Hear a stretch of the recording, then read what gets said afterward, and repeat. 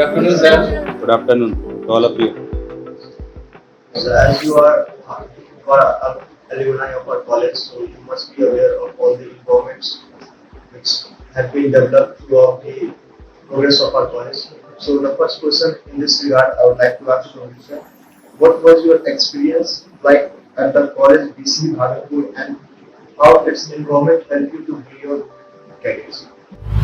जब मैंने बीसी भागलपुर आया तो बहुत सारा चीज़ नया मेरे को दिखा, लेकिन सबसे ब्यूटीफुल थिंग्स इस कॉलेज का क्या है कि यहाँ पे पढ़ाई का ज़बरदस्त माहौल है, जो कि किसी भी आदमी को बदलने के लिए काफ़ी होता है। पढ़ाई लोग बहुत करते हैं, उसके बाद जब आप पढ़ाई करते हो उसमें कुछ परेशानियां आती है, तो उसमें आपके सीनियर्स भी बहुत सपोर्ट करते हैं और वो एक बहुत ही पॉजिटिव चीज़ है किसी भी कॉलेज का। क्योंकि एक्चुअली क्या होता है, लोग बहुत जगह फंसते हैं कुछ करते हैं, और उस समय जो हर्डल्स को क्लियर करने में कोई हेल्प करता है ना, उस समय आपका रास्ता क्लियर हो जाता है। आप आगे बढ़ने पे आपका रास्ता दिखने लगता है इसके बाद क्या है।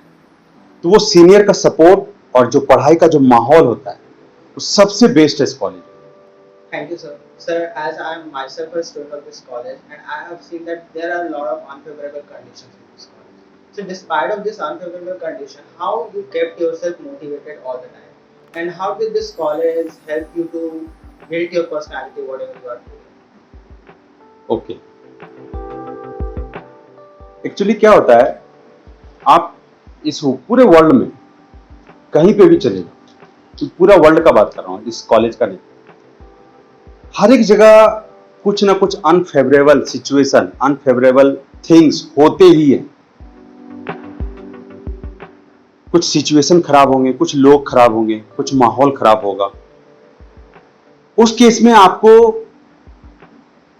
अपने पॉजिटिविटी पे फोकस करना है।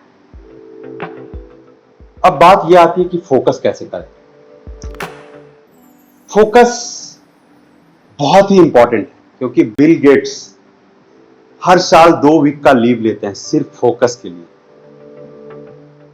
सिर्फ एक काम पे कंसंट्रेट करने के लिए, क्योंकि जो वर्ल्ड है ये डिस्ट्रैक्टेड वर्ल्ड है। तो आपको इस सारी चीजों से फोकस से हटाने के लिए आपको कौन कौन सी चीज पे फोकस करना है वो हर एक लोग को मालूम होता है कि मुझे पढ़ाई पे करना है, मुझे अपने पर्सनालिटी पे करना है, मेरा हेल्थ पे करना है, वो हर एक लोगों को मालूम होता है। कुछ लोग नहीं कर पाते, ज्यादातर लोग नहीं कर पाते, लेकिन उसको आपको नोट डाउन करना है। और जब आप किसी चीज को नोट डाउन करते हैं, जब आप किसी चीज को बार बार बोलते हैं, तो वो आपके माइंड में, आपके जहन में घुस जाता है। जैसे कि मैंने एबीसीडी का एग्जाम्पल दिया, आप उसको भूल नहीं सकते एबीसीडी, क्योंकि आपने बहुत बार उसको पढ़ाई किया है। आप चाहकर भी एबीसीडी नहीं बोल सकते। तो जो आपको चाहिए, जैसे आपको चाहिए कि मुझे पढ़ाई करना है और आपको कुछ माहौल खराब लग रहा है, तो उस केस में आपको क्या करना है कि I will focus on this topic, on this subject, on this study, ऐसा करके आपको लिखना है। उसके बाद उसमें और क्लैरिटी और लाना है। क्लैरिटी जैसे कौन सा टॉपिक पढ़ना है, कौन सा चीज पे आपको फोकस करना है। जैसे आपको मोबाइल यूज नहीं करना है, जो कि बहुत डिफिकल्ट है अभी के टाइम में, मोबाइल लोग यूज करते ही करते हैं। तो एक तो बहुत ही अच्छा सॉल्यूशन है गूगल में रिमाइंडर लगाने का।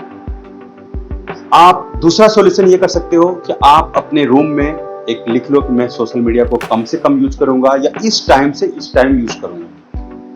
ये बहुत अच्छे टेक्निक है उस चीज पे फोकस करने का। जैसे आपको तो हर रोज का रूटीन मालूम होता है, तो कौन सा टाइम में आप फ्री हो, जैसे मान लो आप 5 से 6 फ्री हो या 5 से 7 फ्री हो, तो आप अपने रूम में चिपका दो एक पर्ची कि 5 से 6 मैं मोबाइल को छूंगा नहीं, या 5 से 7 मुझे मोबाइल छूना नहीं, 5 से 7 मुझे इस काम पे फोकस करना है।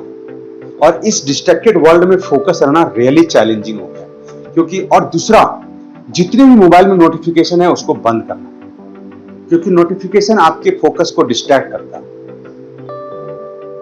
इसलिए इस तरह से आप अपने फोकस को कंसंट्रेट कर सकते हैं जो आप चाहते हो, क्योंकि हर एक लोगों का डिजायर, हर एक लोगों का इच्छा अलग अलग होता है।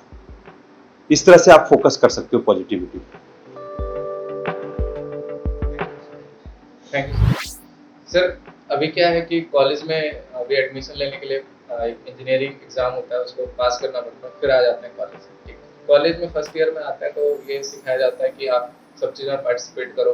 ठीक है, सब पार्टिसिपेट करते हैं, साथ ही साथ पढ़ाई को भी मेंटेन करते हैं। ये जो रिदम था वो अभी जस्ट 12th पास करके आए, वो मेंटेन था। फिर सेकेंड ईयर में आए, फिर थोड़ा कम होने लगता है वो, इन द सेंस कि एग्जाम जो होता है वो 6 महीने पे एक बार, फिर 6 महीने पे एक बार होता है। तो 5 महीने जो होता है लगभग वो ऐसे मस्ती में निकल जाता है। लास्ट 1 महीना प्रिपरेशन करते हैं, फिर इस तरह से थर्ड ईयर में ये और कम होते चला जाता है।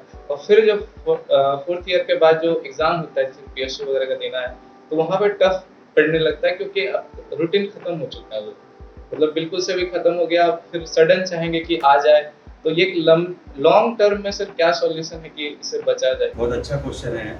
अमेरिका में एक सर्वे हुआ था स्टूडेंट्स पे कॉलेज लाइफ में। उसमें पूछा गया था कि आप में से कितने लोगों के पास गोल है अपने जीवन का। तो उसमें से 3% ऐसे बच्चे मिले थे, ऐसे स्टूडेंट्स मिले जो उनका गोल भी था, उनका प्लानिंग भी था, और वो पेपर पे लिखा हुआ था। 13% ऐसे स्टूडेंट मिले जिनका गोल तो था, प्लान तो था, लेकिन लिखा हुआ नहीं था, सिर्फ माइंड में था, मुझे ये करना है, मुझे वो करना है। लेकिन जो रिमेनिंग 84% बचा, उसके पास कोई गोल नहीं था, कोई प्लानिंग नहीं था, बस ऐसे थे कि कंपनी आएगी मुझे ले जाएगी। उस केस में जब आपके पास गोल नहीं होता है तो आपका माइंड डेविएट होता रहता है, डाइवर्ट होता रहता है, खास करके मोबाइल के जमाने में। उसके बाद जब 1979 में ये सर्वे हुआ था, फिर ऑलमोस्ट 10 इयर्स के बाद और या 15 इयर्स के बाद वो सारे लोगों को फिर से सर्वे किया गया। तो जो 84% लोग थे वो एक नॉर्मल इंसान की जिंदगी जी रहे थे, एवरेज लाइफ जी रहे थे। लेकिन जो 13% लोग थे वो 2 या 3% ज्यादा अर्न कर रहे थे। लेकिन जो 3% वाले थे वो ऑलमोस्ट 10 टाइम्स ज्यादा अर्न कर रहे थे, ज्यादा बेटर लाइफ था कंपेयर टू 84%। यानी कि 84% यदि 50,000 अर्न कर रहा है तो जो 3% वाले लोग हैं वो 5 लाख रुपए कमा रहे हैं। अब देखो डिफरेंस। तो जब आप किसी चीज पर फोकस रहते हो ना, जब किसी चीज को आप नोट डाउन करते हो और उसको बार बार देखते हो, बार बार उस पर अपना फोकस रखते हो कि मुझे यही करना है, तब वो अपने आप आपका माइंड भागने नहीं देगा। वो एक फ्यूल की तरह काम करता है। जैसे आप गोल हट गया तो फ्यूल खत्म, जैसे आपका फोकस खत्म। वो गोल को आपको लिखना है कि आपको कॉलेज के बाद क्या चाहिए, आप या 10 साल के बाद आपको क्या चाहिए। जैसे लोग कभी रियलाइज नहीं कर पाते कि मेरे भी फैमिली होंगे। इसलिए मैं आप सभी से पूछा कि आप लोग कितने लोग रियलाइज कर पाते हो कि आपके फैमिली होंगे, आपके बच्चे होंगे। 100% लोगों का होगा, इसमें कोई डाउट नहीं है। तो उस चीज को आप रियलाइज करोगे, उस हिसाब से आप गोल सेट करोगे, तो ऑटोमेटिकली आप अपना टाइम स्पेंड करोगे अपने पढ़ाई पे, अपने कम्युनिकेशन स्किल पे, अपना प्लानिंग पे, सारी चीजों पे जो आपको बेहतर बनाएगा। इसलिए अब गोल बहुत मैटर करती है। तो गोल बनाइए, राइट डाउन करिए, उसमें एक डेडलाइन भी देना चाहिए। यदि आप गोल बनाते हो तो जैसे मैं बोलता हूं मुझे जॉब चाहिए ओएनजीसी में, तो ये जॉब तो 10 साल के बाद भी मिल सकता है, 3 साल के बाद भी मिल सकता है। तो जब आप डेडलाइन बनाते हो ना, 4 साल के बाद मुझे चाहिए, तो उस समय आपसे माइंड में पूछेगा, आपका माइंड आपसे पूछेगा कि तुम कैसे अचीव कर लोगे इसको। तो उस समय आपका खुद आंसर आएगा कि मुझे पढ़ना है, मुझे इस चैप्टर पे अच्छा करना है, इस गेट में ये क्वेश्चन पूछता है तो मुझे उसका बेहतर करना है। तो उस क्वेश्चन को आप अटेंड करोगे, उस क्वेश्चन पे आप फोकस करोगे, फिर आप गोल के हिसाब से आप राइट डाउन करोगे, डेडलाइन डालोगे, फिर ऑटोमेटिकली आपका पढ़ाई भी होगा, आप कम्युनिकेशन स्किल भी इंप्रूव करेंगे और फिर आपका लाइफ बेहतर हो जाएगा 3% लोगों की तरह। Thank you. Sir, thank you. इतना सारा चीज करना होता है तो सबसे ज्यादा जो इंसान लैक कर जाता है वो टाइम मैनेजमेंट भी होता है। तो टाइम को कैसे मैनेज करें ताकि सब कुछ सही से हो सके अकॉर्डिंगली? बहुत ही अच्छा क्वेश्चन है, क्योंकि टाइम मैनेजमेंट रियली बहुत चैलेंजिंग होता है। टाइम मैनेजमेंट एक ऐसा चीज है, और सबसे गुड न्यूज ये है कि ये एक स्किल है। हर लोग हर कोई इसको सीख सकता है। आप दुनिया के रिचेस्ट पर्सन ले लो, इलोन मस्क, दुनिया के पॉपुलर जो सबसे मोस्ट पॉपुलर पर्सन है, नरेंद्र मोदी ले लो, फिर जुकरबर्ग ले लो, मार्क जुकरबर्ग, फिर बराक ओबामा ले लो। सारे लोग के पास 24 आवर्स ही रहते हैं, या फिर एक भिखारी के पास ले लो। लेकिन कुछ लोग इतने बड़े बड़े कारनामे कर लेते हैं, कितने लोगों का लाइफ चेंज कर देता है। लेकिन कुछ लोग हैं कि ये टाइम का रोना रोते हैं कि टाइम नहीं है, टाइम नहीं है। यदि मैं अपने भैया को बोलता हूं कि भैया थोड़ा एक्सरसाइज कर लो, हेल्थ अच्छा रहे, नहीं टाइम नहीं है यार, ये सब कौन करता है। तो टाइम मैनेजमेंट का सबसे मेन इंपॉर्टेंट है priority number 1। What is your priority? उसके बाद का प्रायोरिटी क्या है आपका? मेरा प्रायोरिटी नंबर 1 ये था कि मुझे बीसी भागलपुर में आना है, तो मैं आ गया। मेरे पास बहुत सारे ऑब्स्टेकल थे, मेरे घर में फैमिली प्रॉब्लम, ये प्रॉब्लम, वो प्रॉब्लम, लेकिन मैं उसके बावजूद भी आ गया। टाइम निकाल के, क्योंकि मैं छुट्टी लेके आया, बहुत कम दिनों का छुट्टी था, फिर भी मैंने मैनेज किया, क्योंकि प्रायोरिटी मैंने डिसाइड किया। तो प्रायोरिटी डिसाइड करना बहुत जरूरी है। लेकिन प्रायोरिटी डिसाइड एक दिन में मान लो आज कर लेते हो, तो एक सप्ताह के बाद आप फिर से भूल जाओगे। तो प्रायोरिटी मेंटेन रखने के लिए, जैसे कि वो मिस्टर बोल रहा था, उसको मेंटेन रखने के लिए आपको हर रोज रात में कल आप क्या करोगे उसको लिखना है। और लिखने के साथ साथ आपको क्या करना है, जो नंबर 1 प्रायोरिटी पे है उसमें A1 मार्क करो। A1 it means number 1 priority. दूसरा काम है उसको A2 प्रायोरिटी करो। तीसरा काम है A3 करो। जो फालतू का काम है जैसे सोशल मीडिया, उसको B लिखो, करना ही नहीं है। टाइम मिला तो कर लिया, थोड़ा सा नहीं मिला तो नहीं किया। लेकिन एक्चुअली लोग फंसते कहां पे हैं, मान लो गलती से भी आप व्हाट्सएप या फेसबुक खोल लिए कि चलो 10 मिनट देखते हैं, वो कब 1 घंटा हो जाता है पता ही नहीं चलता है। तो ये चीज पे आपको ध्यान देना है। और ये सब चीज इतनी आसान नहीं होती। यदि आसान होती तो सब लोग कर लेते, लेकिन मुश्किल भी नहीं है। यदि आप चाहोगे तो कर लोगे। तो सबसे मेन इंपॉर्टेंट है टाइम मैनेजमेंट का कि आप कल का काम आज रात में लिखो और उसमें प्रायोरिटी मार्क करो। जैसे ही आप A1 लिखेंगे ना, जब मैं लिखता हूं तो हमारे माइंड में तुरंत क्लिक करता है, अच्छा ये इंपॉर्टेंट काम है, क्योंकि आप कॉन्शियसली उस समय सोच रहे हो। उस समय आप ये नहीं लिखोगे कि मुझे व्हाट्सएप चलाना है। और एक चीज और टाइम मैनेजमेंट पे ये भी है कि क्या करना है उससे ज्यादा इंपॉर्टेंट है क्या नहीं करना है। तो ये सारी चीज आप फॉलो करते हैं डे टू डे बेसिस पे, तो आपका टाइम मैनेजमेंट बेहतर हो जाएगा। और ये भी गारंटी है कि आप एक दिन में अचीव नहीं कर सकते हैं, टाइम लगेगा, 1 महीने लगेंगे, 2 महीने लगेंगे, 6 महीने लगेंगे, लेकिन हो जाएगा। That's all, thank you. First of all आप जो शुरू से यही सोच के रखे एक्चुअली इंजीनियर बनने के पीछे भी बहुत सारा कहानी है। जब मैंने मैट्रिकुलेशन का एग्जाम दिया, तब मैं घर गया, मैट्रिक एग्जाम जब कंप्लीट हो गया, तो जो मेरे ब्रदर इन लॉ, मेरे जीजा जी, वो पूछे कि आप क्या करोगे। मैं बोला IIT करूंगा, क्योंकि लोगों के जहन में IIT ही रहता है। इंजीनियर पता भी नहीं था मुझे इंजीनियर क्या होता है, मुझे मालूम भी नहीं था इंजीनियर क्या होता है, डॉक्टर क्या होता है, कैसे जाना है। बस मेरा खुमार था कि IIT करना है, क्योंकि हमारे स्कूल में माहौल ऐसा हो गया था कि IIT बहुत अच्छा है, IIT में जाने से जॉब पक्की हो जाती है। और हमारा फैमिली बैकग्राउंड उतना अच्छा नहीं था, जिसकी वजह से जॉब प्रायोरिटी में था कि जॉब लेना ही लेना है। तो मैं भी सोच लिया कि IIT करना है। IIT सोचते सोचते मैं पटना चला गया, मुझे इंजीनियरिंग करना है। फिर वहाँ पे बहुत सारे ट्यूशन किया। ट्यूशन करने के बाद IIT का एग्जाम दिया, जिसमें नहीं हो पाया। फिर AIEEE का एग्जाम दिया, उसमें रैंक अच्छा नहीं आया था, प्राइवेट कॉलेज मिल रहा था और इकोनॉमिकल कंडीशन उतनी अच्छी नहीं होने की वजह से मैं फिर बीसी भागलपुर में एडमिशन लिया, जो कि मेरे लाइफ का बेस्ट डिसीजन था।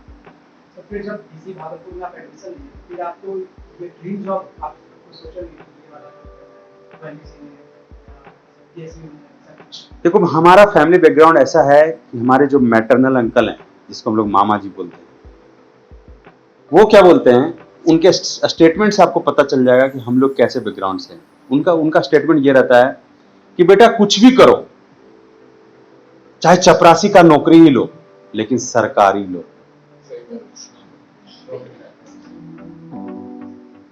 ये मेंटलिटी था। और जब मुझे जॉब पाना था तो मुझे ऐसा लगता था कि यार 20,000 का भी जॉब मिल जाए किसी तरह से, लेकिन जो कि हो नहीं पाया उस समय 2008 में रिसेशन आने की वजह से। तो फिर मेरा प्रायोरिटी था कि जॉब ही करना है, गवर्नमेंट जॉब लेना है, पीएसयू का एग्जाम देना है। तो मैं एग्जाम दिया। मैं थ्रू आउट पढ़ाई तो किया हूँ, ऑनेस्टली मैं बोल रहा हूँ। थ्रू आउट में किसी मेरा बैचमेट से भी पूछेंगे तो यही बोलेगा, हाँ बच्चा पढ़ता था।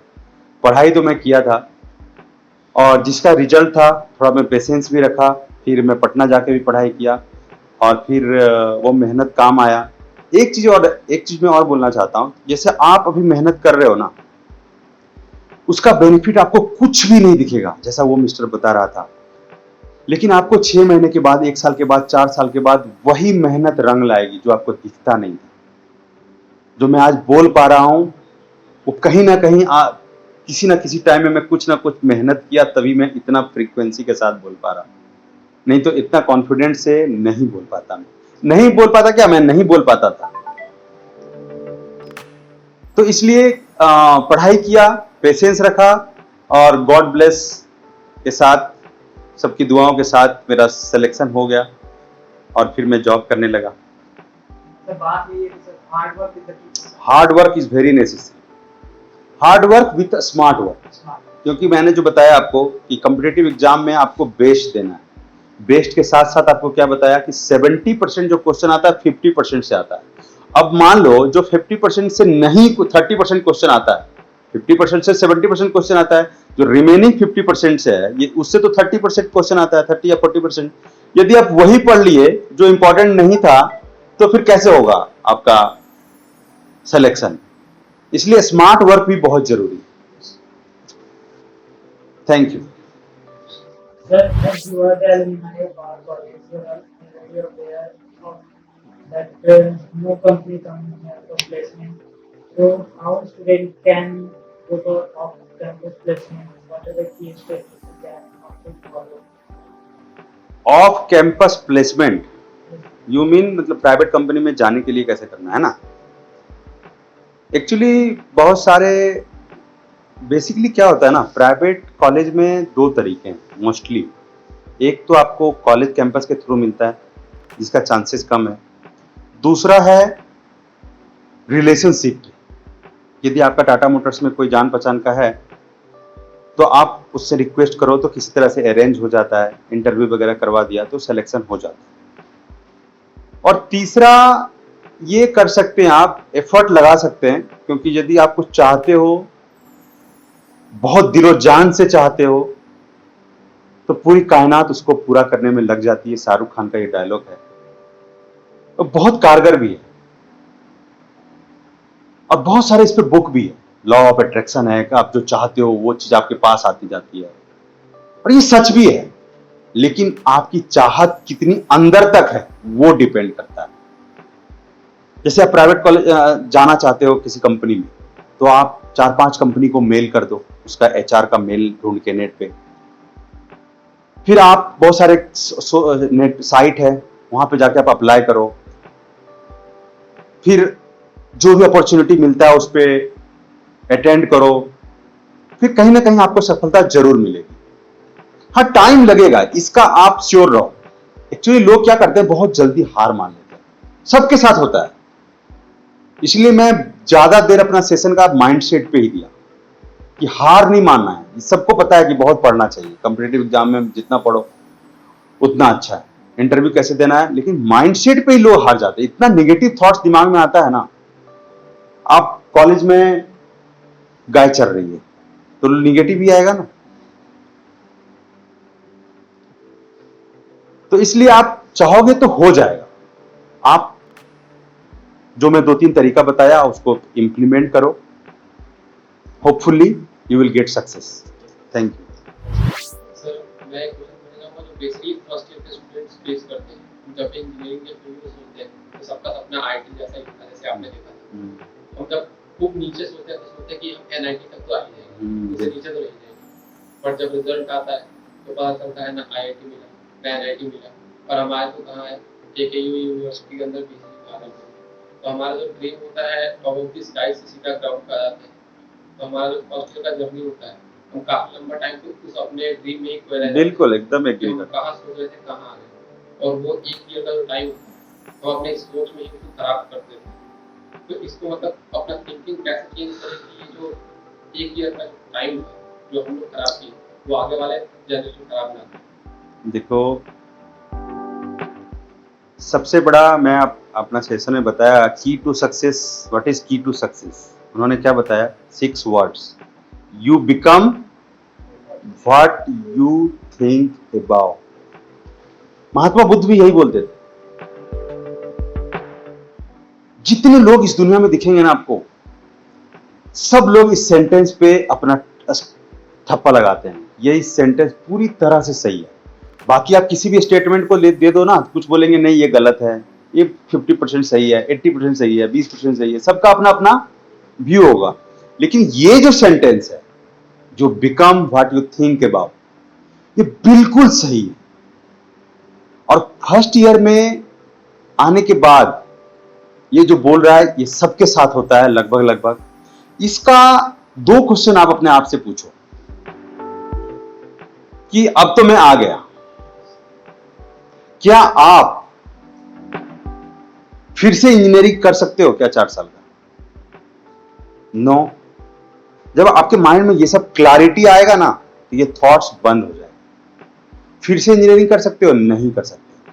क्या आप बीच में छोड़कर जा सकते हो? यदि आप सेकेंड ईयर में आ गए, फर्स्ट ईयर में तो ऑप्शन रहता है चले जाओ, सेकेंड ईयर के बाद खुद ही जाने का मन नहीं करता है कि 2 साल तो हो गए। यदि आप बहुत चाहते हो कि मेरा हो जाएगा, मेरा पढ़ाई अच्छा था, तो आप ट्राई कर सकते हो आईआईटी में जाने का, लेकिन आपको डिटरमाइंड होना चाहिए। क्योंकि आप फर्स्ट ईयर में थोड़ा बहुत कम भी पढ़ाई करेंगे, थोड़ा कम भी नंबर आएगा तो चलेगा।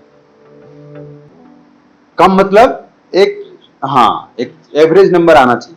आपको बहुत लगता है कि नहीं मुझे आईआईटी में ही जाना था, मैं यहां नहीं रह पाऊंगा, आप ट्राई कर सकते हो थोड़ा। लेकिन यदि आपको नहीं करना है तो आप ये सोचो कि इसके बाद हम आईआईटी कर भी नहीं सकते हैं, और यही जो डिग्री मिलेगा बीसी भागलपुर में, यही हमारे सीनियर्स का फ्यूचर बदला है। सीनियर्स लोग बहुत अच्छे कंपनी में गए हैं। यहां पे जितने सीनियर्स होंगे आप सभी के बारे में देखना, पता करना किसी से, सब लोग अच्छे जगह पे हैं।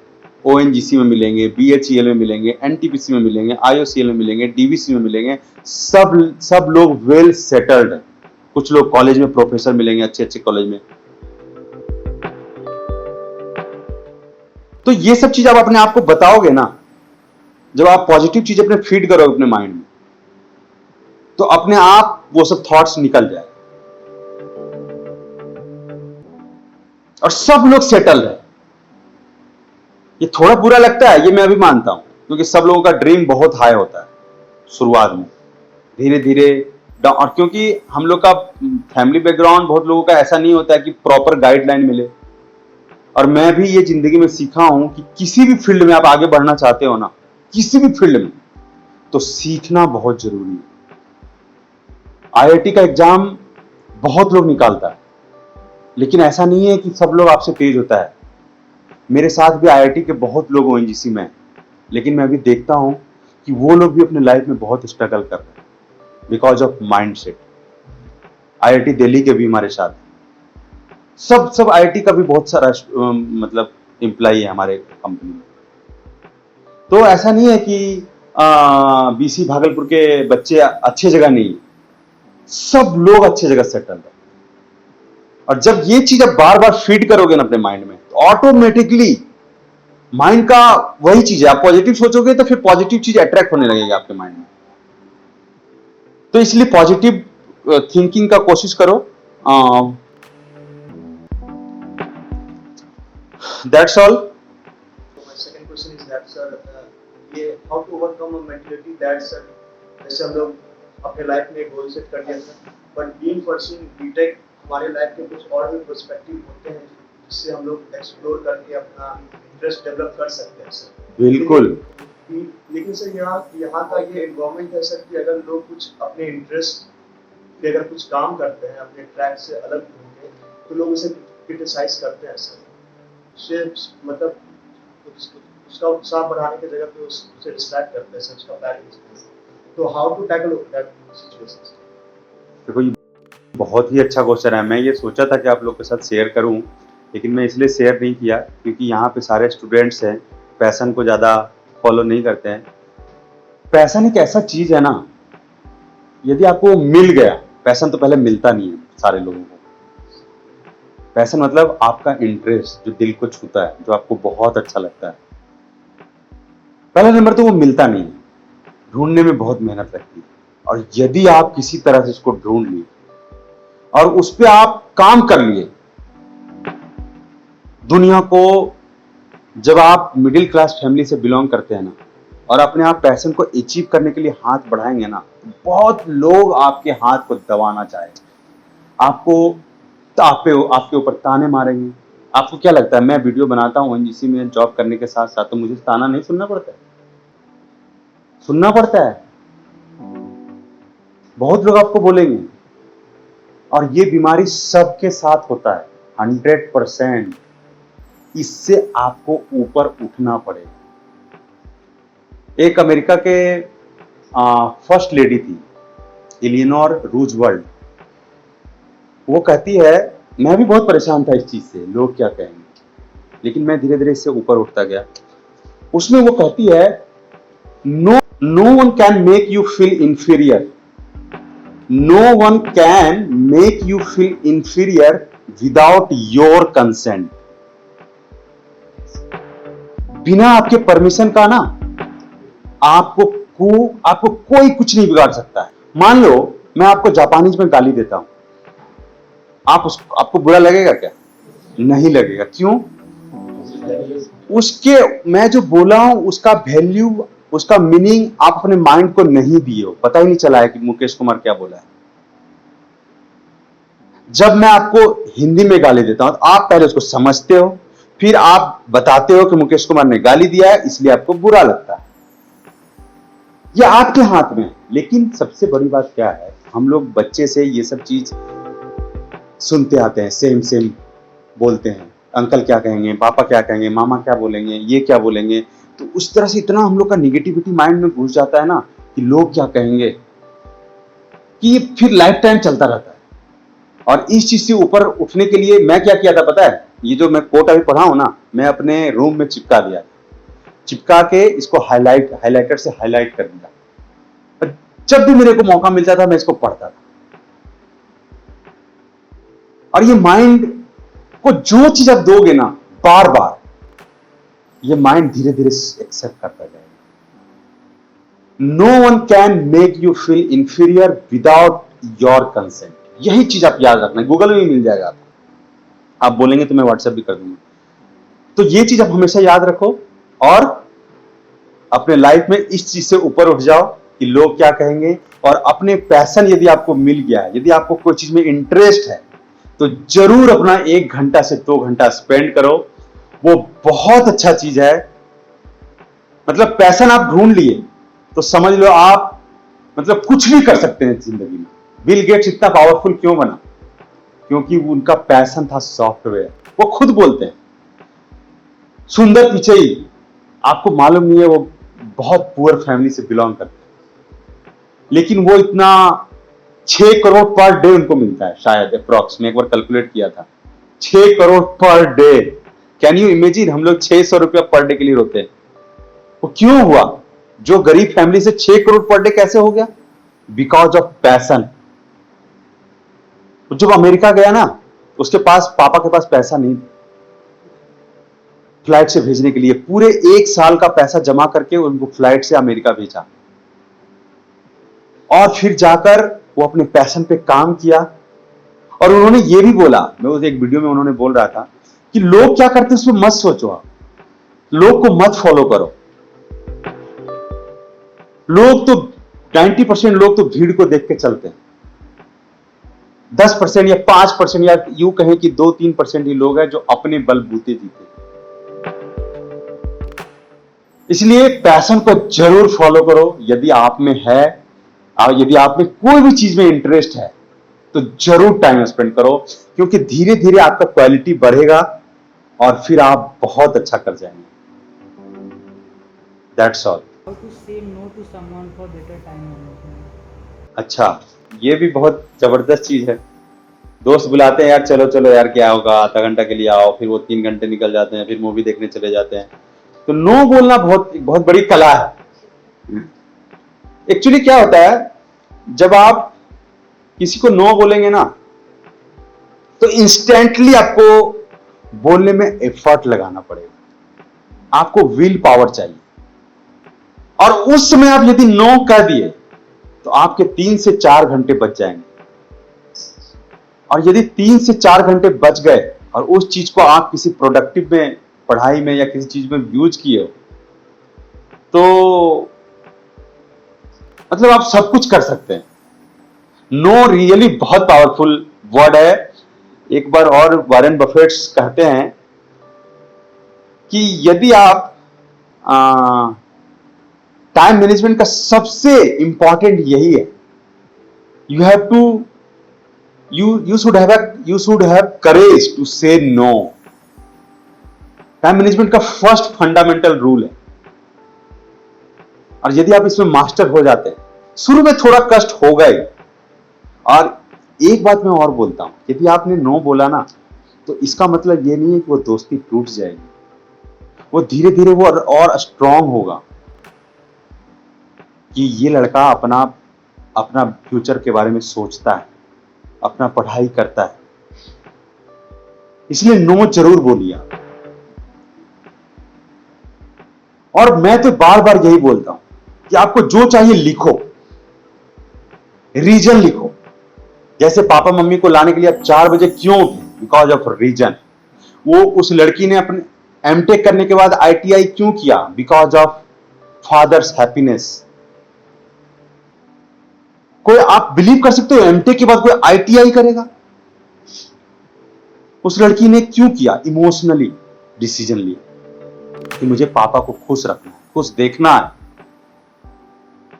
तो इसलिए नो बोलिए, अपने लाइफ को इंप्रूव कीजिए, अपने पर्सनालिटी को इंप्रूव कीजिए। और ये एक दिन आज न कल आप पे काम आएगी ही आएगी। चलिए आगे। Thank you. एक क्वेश्चन है सर, पैशन से रिलेटेड जो बता रहे थे, तो सीन ऐसा है कि सर पैशन को फॉलो करना है और कॉलेज के बाद मतलब वही चीज चाहिए, पैशन नहीं है जो। लेकिन फैमिली बैकग्राउंड ऐसा है कि आप उस चीज को अचीव जब तक करोगे अपने पैशन को, तब तक आपके घर में और हालत खराब हो जाएंगे। ठीक है, तो फिर तो मतलब पैशन तो या छोड़ना पड़ेगा, या तो सर आप देखो एक चीज बताऊं, बस आप एक चीज बोलो अपने आप से, I take responsibility of everything. जब मेरे को प्रॉब्लम होता है ना, मैं कार चला के जब ऑफिस जाता हूं ना, मैं यही सेंटेंस बोल बोल कर जाता हूं अकेले में। यदि आप, अब बिल गेट्स क्यों बोले, यदि आप गरीब में मर जाते हो तो आपकी गलती है। ये सब एक्सक्यूज है, ये सब सक्सेस आप चाहोगे, यदि दिल से चाहोगे, यदि आपको करना ही करना है तो आप रास्ता निकाल लो। ये बात एकदम 100% सही है कि आपके लाइफ में 3 अपोजिशन मिलेगा। पहला, फर्स्ट अपोजिशन आप खुद होंगे, आपका माइंड आपको अलाउ नहीं करेगा, सेल्फ डाउट खुद करोगे, मेरे से होगा नहीं होगा, ये गाना चलता रहेगा आपके माइंड में। दूसरा, आपके फैमिली वाले होंगे। यदि आप मैरिड हो तो आपकी वाइफ बोलेगी, यदि आप अनमैरिड हो तो आपके पापा मम्मी सब, बहन भाई सब बोलेंगे, ये सब क्या करता रहता है यार। और तीसरा, लोग बोलेंगे। तीनों चीज से आप घिरे हुए हो, उसके बाद आपको कुछ करना है, तो आपको क्या इतना कमजोर होने से हो जाओगे? नहीं कर पाओगे। तो आपके अंदर डिटर्मिनेशन कितना है कि मुझे करना ही करना है, वो होगा तभी आप, ये सब जो बहाना है ना दिमाग से निकल ही जाएगा। और पैशन रियली जबरदस्त चीज है, गॉड गिफ्टेड चीज है। पैशन एक ऐसा चीज है ना कि आप पागल हो जाओगे, 24 आवर्स आप बुक पढ़ते रह जाओगे, करते रह जाओगे। जैसे मेरे को आप बोलो ना कि बुक पढ़ते रह जाओ, तो मैं पढ़ता ही रह जाऊंगा बुक, सुबह शाम रात दिन कुछ नहीं। मेरे इस टाइप का book, self help book. Passion अंदर, बहुत अंदर खुशी मिलेगा, थकावट होगा ही नहीं, टायर्डनेस नहीं होगा। लेकिन आप जॉब करोगे तो टायर्ड होगे, क्योंकि आप खुद के अकॉर्डिंग नहीं कर रहे हो। जैसे कि ये मोबाइल मेरे को उठाना है, ठीक है, तो ये मोबाइल मैं यहां से उठा लिया, बात कर लिया। अब यही चीज तुम बोलो कि मुकेश ये मोबाइल उठाओ, बुरा लगेगा मेरे को। बस यही फर्क है। पैशन से आप वो चीज खुद करते हो और जॉब में आप दूसरे के वजह से करते हो। Thank you sir. Thank you, sir. चलो, thank you so much for such a nice interview. मैंने कोशिश किया अपना बेस्ट देने का, फिर कभी मिलेंगे और बेस्ट देने का कोशिश करेंगे। Thank you so much for spending time with me.